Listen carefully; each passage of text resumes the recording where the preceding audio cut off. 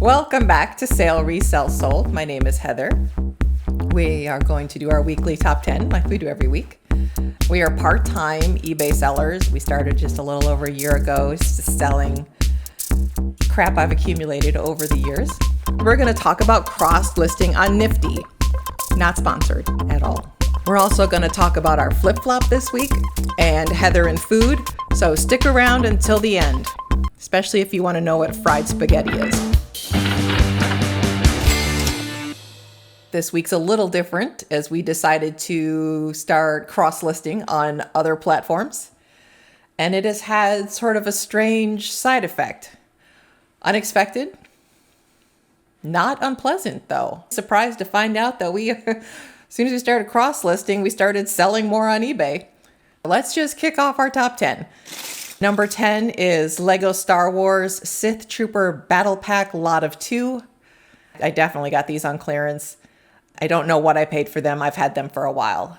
We had them listed for $40 and somebody sent a $30 offer, which I accepted because they've been listed for 7 months. I'm a seller, not a hoarder. Darn it. I am getting rid of it now. Since I can't remember the cost of goods, the ROI is not there. And our profit on that is $26.01. Hen. You're so loud. You're just a loud dog. Is it your size or you just... Oh, dogs. All right. And this sold on eBay. That's something we'll need to put in here. Where these things sold. Top right. Top right. It's blocked. It's purple. It's purple. It's purple. I found it. Number 9. NFL Nike on-field players jersey, kid size large. Pittsburgh Steelers, TJ Watt. I got this at Goodwill. I went to the bins and then I went to the Goodwill, which it's attached to. They're right there. There it was, just sitting in the kids section. And I know a lot of people are like, I don't want to sell kids. Kids don't sell for much, blah, blah, blah.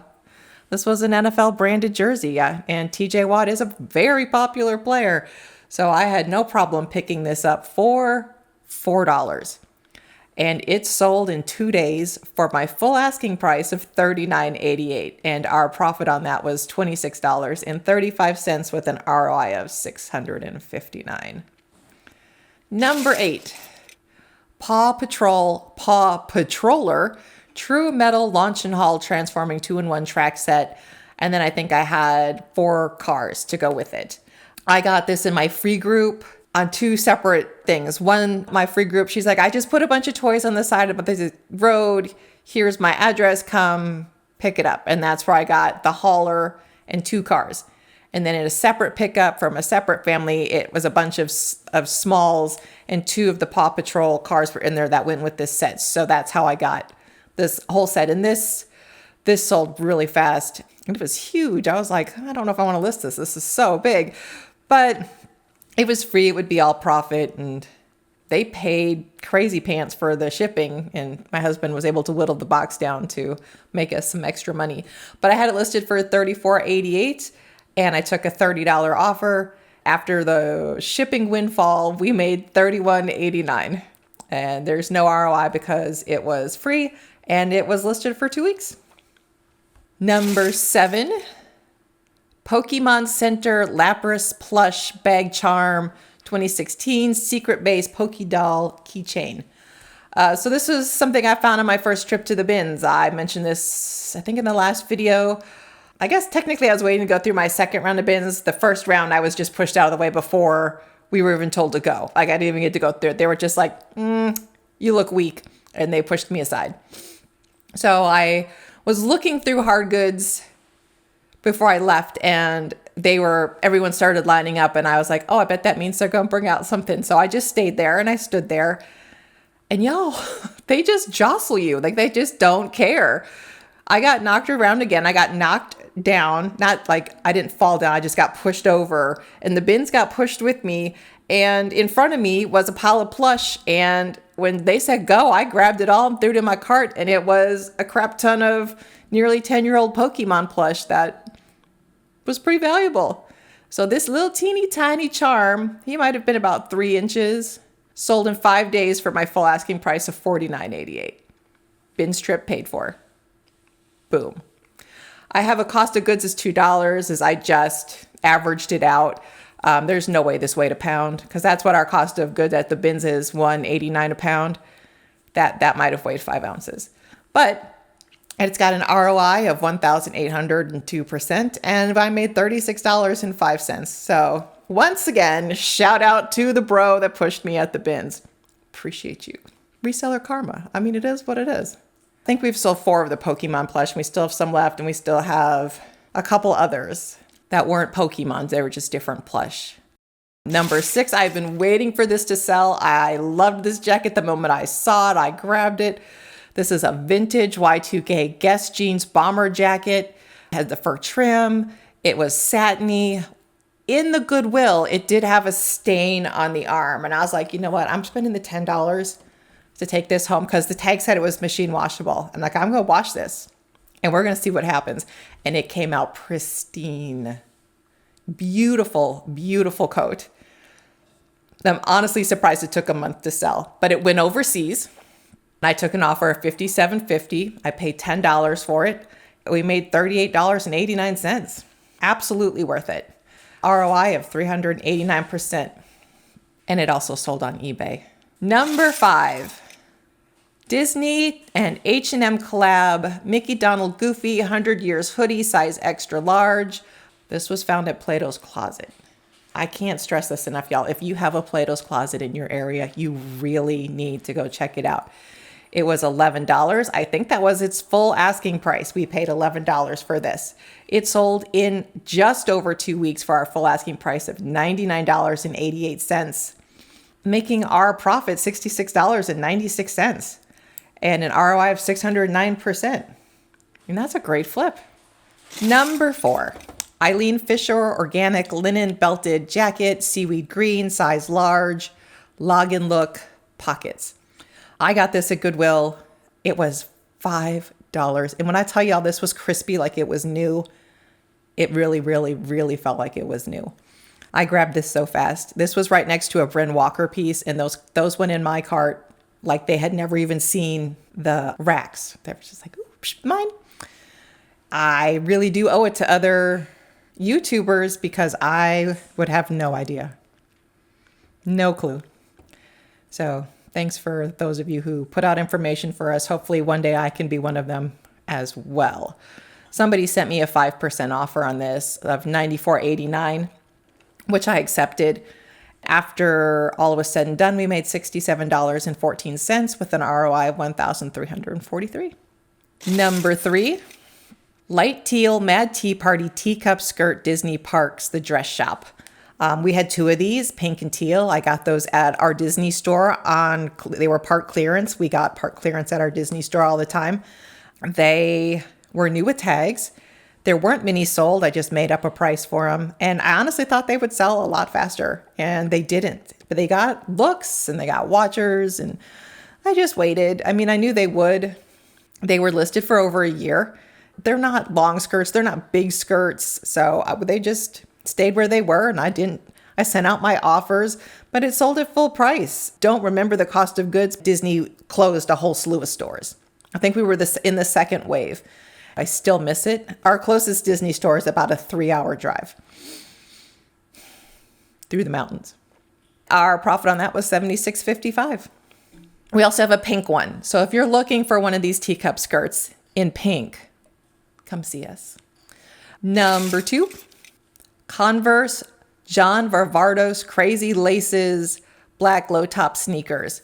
I got these at Goodwill. They were in excellent shape. And by crazy laces is they had tons of extra eyes for the laces to go through. They were wild. And they were comps, and there weren't many. So it was just a matter of time before mine sold, because people like their Converse just like they like their Vans. These sold for my full asking price of $120. I paid $10 for these at Goodwill. After all was said and done, our profit on that was $92.30 with an ROI of 924. Before I get to number 1, I'm going to talk about what happened when we signed up for Nifty. I saw a lot of good feedback about Nifty, and I watched several other YouTubers talk about how they use Nifty, and I liked the things that it said it could do. So we signed up for Nifty, signed up for the other platforms, which we might have done backwards, but maybe we should have signed up for the platforms first and eased our way into cross-posting with Nifty. Even though when we signed up, we only listed 2 things on each platform. Within probably 8 hours, we were kicked off of 2 platforms. Poshmark kicked us off and Depop kicked us off almost immediately. Mercari's like, sure, you're not going to sell anything anyway. And we haven't. Poshmark kicked us off. That was problematic because I know that's a bigger platform and we really needed to be on Poshmark. How did we get back on Poshmark? So it was AI up and down.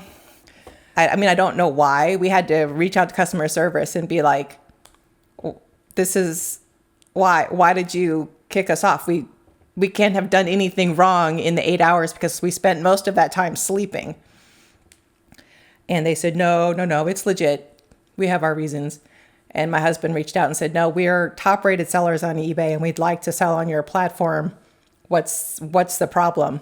And then we get an email. Oh, sorry, that was AI. Our bad.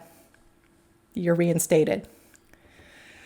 Depop actually took a lot longer and we had to watch Frizzy's Finds to figure out how to get onto Depop. So it took a Google Sheets form and some emailing. And after about 24 hours of fighting that, we got back on there.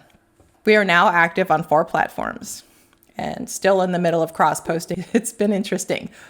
We have only sold on Poshmark and it has not been disappointing, to say the least. So number 1, sold on Poshmark this week, our very first Poshmark sale. Salvatore Ferragamo David Bitt loafers.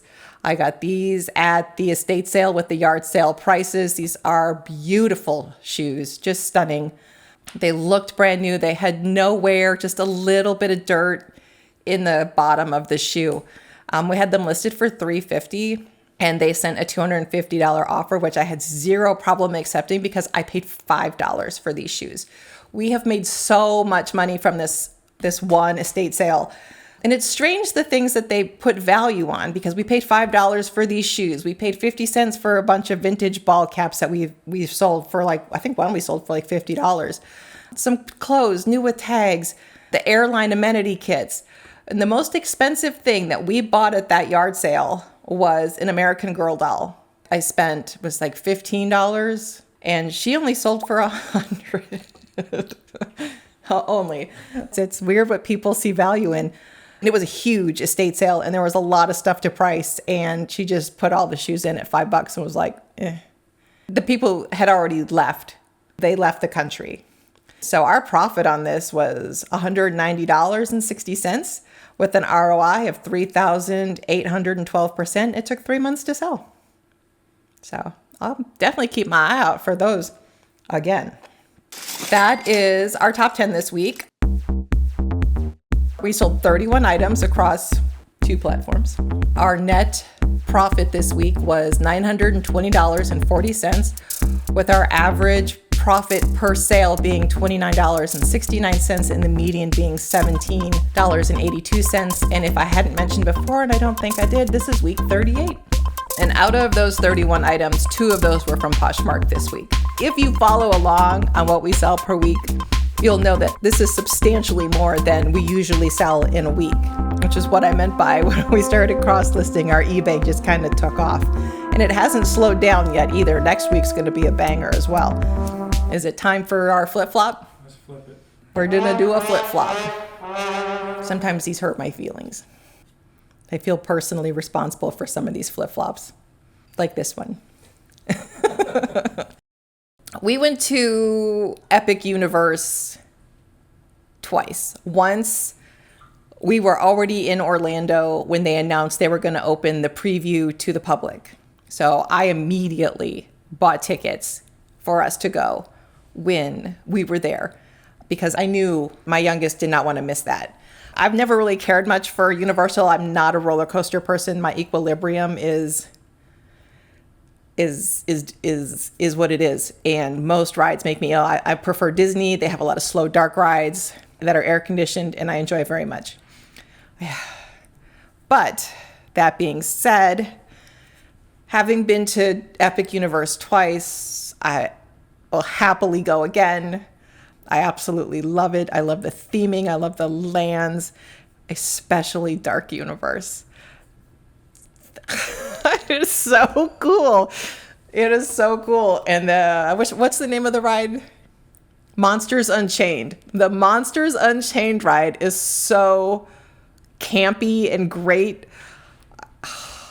I didn't ride it initially.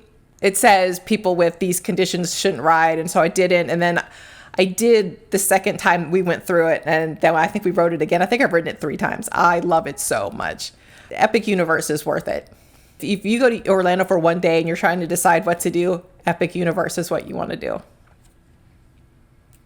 Anyway, I bought some stuff while we were there to flip. Marked up, of course, because not everybody could go, and I wasn't trying to be crazy or anything, but this bag was like $12 or $10 or something crazy. I have the price of goods is $10, and it's a huge bag. Like it's massive. It's probably 2 feet by 1.5 feet. We did need it to get out of the park. We didn't need it, but since we had it, we put all our shit in it and took it out of the park.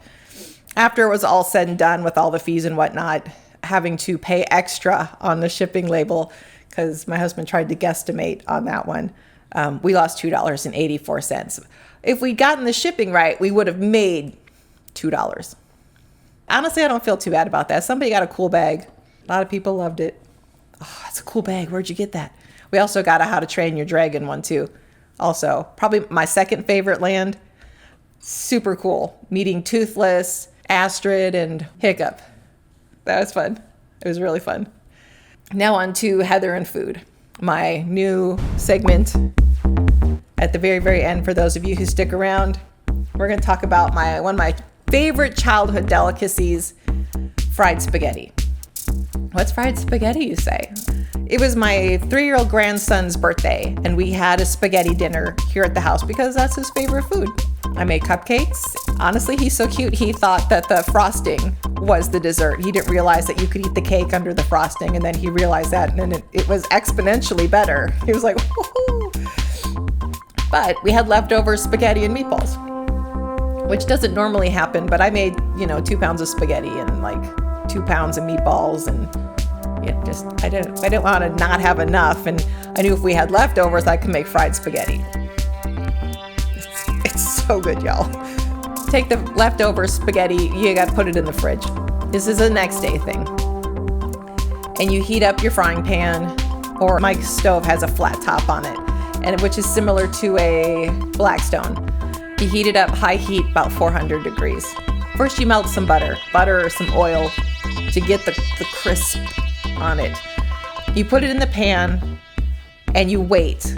You give it a minute because you don't want to move it. You want to produce a crust.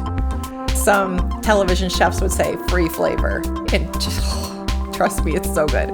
Then you have to add extra Parmesan. So whether it's the green stuff in the the Kraft or freshly grated, it doesn't matter. You just have to add it. And then once it starts to crisp on the bottom, you just flip it over and do the other side, let that crisp, and then you can start to mix it up and get a full crisp on it. It doesn't blow out the noodles. They don't get mushy because they're starting to crisp. That's it. Once it's crisp on both sides and you've got a good crispness to it, you don't want to crisp all the way through. You don't want crunchy spaghetti, but you want it to have like a texture and a color, and the fond brings the flavor. That is so good because the sugars in the tomato sauce start to caramelize and the cheese starts to caramelize, and it's just, my mom used to make it when I was a kid and we would eat it for breakfast and it was delicious. It's one of my favorites. And so I make it here. My kids love it. It's funny, we actually had leftover fried spaghetti. There was a portion I couldn't fit on our plates and I just left it on the flat top, which is churned off, so it crisped up even extra. And so it actually took to the microwave pretty well. Let me know if you try it. I'd love to hear what you think of it. And I also want to know if you started cross-posting, if your eBay took off like ours did. It was super weird, unexpected, pleasant. Yeah, I'm going to go finish watching the Titans lose another game. Like, how do you get first pick in the draft? You're getting a new stadium and you're still the crappiest team in the entire NFL? If you could answer that, those are my 3 questions this week. Let me know what you think. Have a good week. Bye.